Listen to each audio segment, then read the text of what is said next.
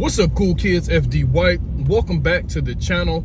So Bitcoin right now is sitting a little bit under 112K. That's a pivotal level that we need to reclaim in order to get back bullish short to mid term. I'm looking at 112, I'm looking at 116, and then I'm looking at 120 to potentially go back to all-time highs. Those are my three key levels from where we are right now in order to get back bullish. But in this video, I want to talk about the overall crypto market. I want to talk about what's going on. I want to talk about the differences between this cycle and the previous cycle that I started in 2020 and 2021. So quick backstory, I started during DeFi summer. We were just sitting at home, started in the stock market, but then I found, I saw that Da Vinci video, this video here talking about buy Bitcoin for $1 or buy $1 worth of Bitcoin. Went down the crypto rabbit hole. DeFi summer, this is when I really started to get into crypto. Towards the tail end of the year is when I started to go all in. All that pandemic money, all the stuff that I was getting, all the stuff that we were getting as a family, I put it all into crypto. It changed my life. And then it rolled over, ran it back, during the bear market, round trip my bags, but we made it back, and we had a pretty good bull run this year. But this bull run has been a lot different, and the key focus from where I'm seeing and where I'm positioned and what I'm doing, or what I'm seeing as a whole, is retail. So we are retail. Everybody who's not a big institution, who are not, trading big funds or playing with hundreds of millions of dollars institutions, that's retail.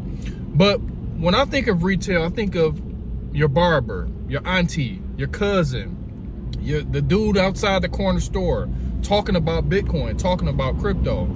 I haven't seen it. Peaks of it, especially when the meme coin craze was going on. TikTok, TikTok was a big place for meme coins, but for the most part, this cycle has not really been a retail cycle. This has been an institutional cycle. And I don't know if that's one of the reasons. Well, I'll give you two scenarios. Sorry if my camera is bouncing. I'll give you two things that I think it is. I'll give you one why I think it's good, and I'll give you one why I think it's not good.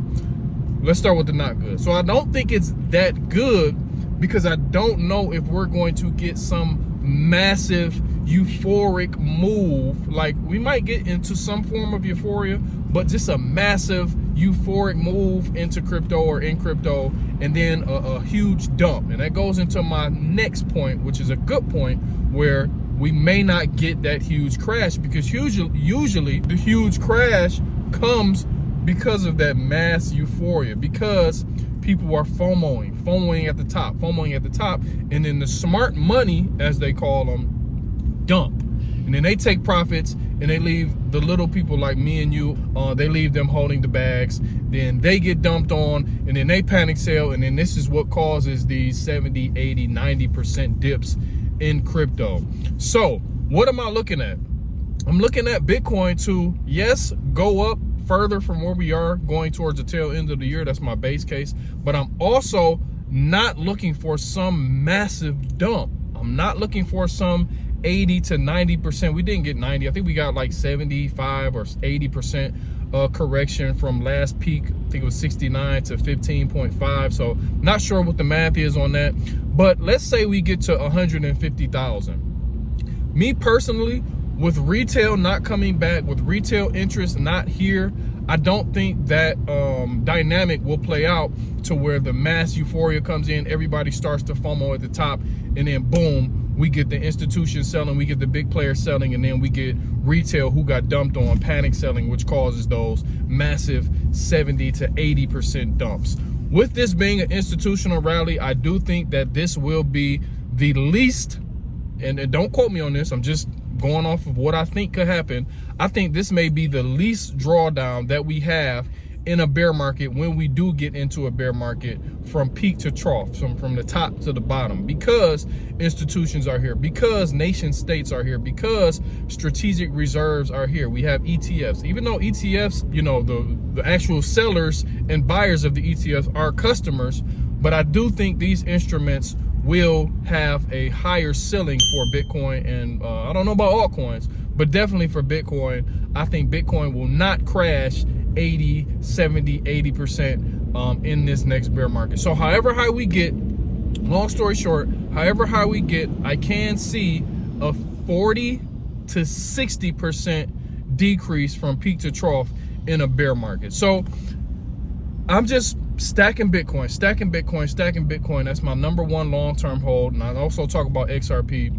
And I don't think, before we get out of here, with Jerome Powell set to leave in May, and you know, the current administration bringing in a new person, a new Federal Reserve chairman, I don't know if our bear market, if we go into our traditional cycle and we leave 2025 going into 2026 a bear market, if that's the sign or that's the top or the start of the bear market, I don't think we will have an extended bear market, because from where we are now in the economic condition that we are in now, I don't think stocks can go down too long. I don't think we can have some economic downturn.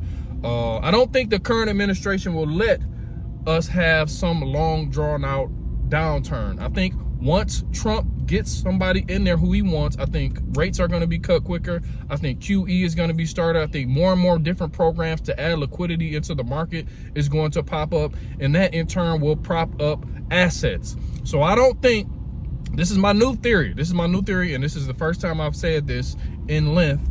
I think if we go into a bear market, let's say Q1 of 2026, I don't think it's going to last that long. I think going into the May, I think if we have some type of 6-month bear market, maybe June, January, February, March, April, May, June, and then we get that, well, in May, we'll get that new Fed chairman, and then I think they'll start to cut rates very quick. Well, of course, we'll be watching and seeing what happens.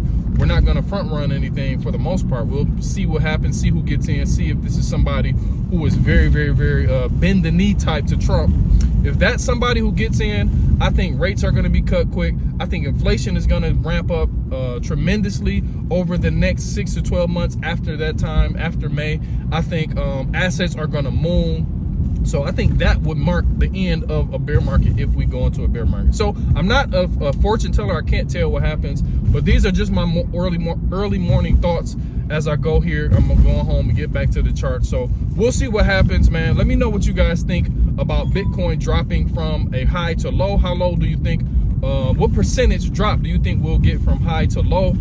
And do you think our bear markets will be shortened now that the economic conditions don't call for an extended period of bearishness, and we also are getting a new Fed chairman coming in who is probably going to be someone who will bend the knee to Trump, because Trump is basically going to appoint them and pick them. So what do you guys think about the bear market? We got to start talking about these things. Of course, I do think that we're going to continue to pump going into Q4, but we have to start talking about the future. We have to start talking about how we're going to take profits and how we're going to take advantage of the bear market when, or if and when it comes. So let me know down in the comment section below. This is FD White. Appreciate you for watching. Have a good day. We'll see you in the charts in a minute. Peace.